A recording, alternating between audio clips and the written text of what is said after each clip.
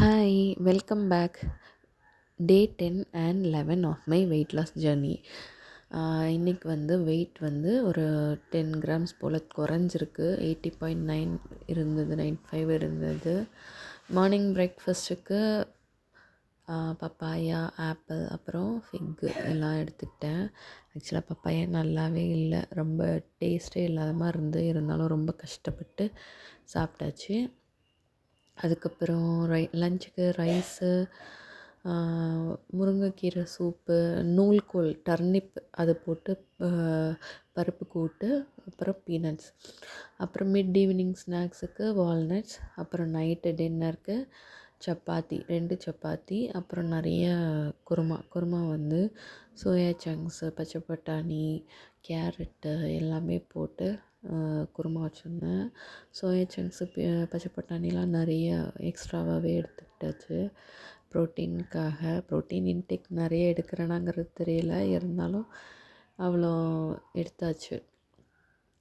அப்புறம் இது டே 11 வெயிட்டு 80.9, அதே வெயிட்டு தான்.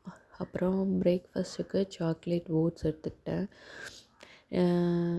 இது வந்து அன்றைக்கி பொண்ணோட ஸ்கூலுக்கு போக வேண்டியது இருந்தது, அதனால் கொஞ்சம் நேரம் ஃபில்லிங்காக இருக்கணுங்கிறதுக்காக ஓட்ஸ் எடுத்துக்கிட்டேன்.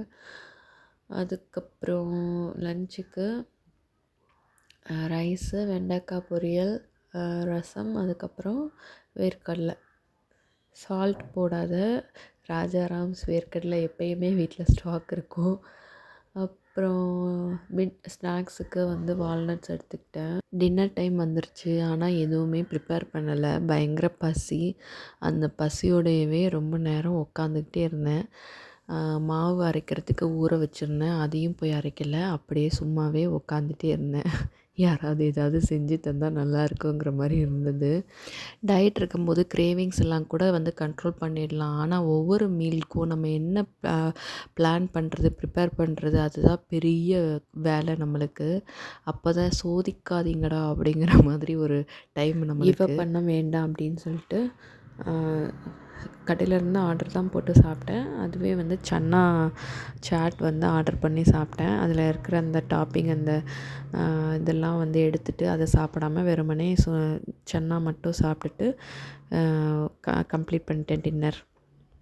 நம்மளாக வந்து செல்ஃபாக வந்து எல்லாமே கரெக்டாக பண்ணிட்டோன்னா ஓகே. இல்லைன்னா நம்ம யார்கிட்டையாவது அதை ஒரு அக்கௌண்டபிலிட்டி மாதிரி எடுத்து ஷேர் பண்ணுறோன்னா நம்ம அதுக்காகவே வந்து அதை கரெக்டாக ஃபாலோ பண்ணுவோம். அதே மாதிரி தான் என்னோடய டயட்டும்.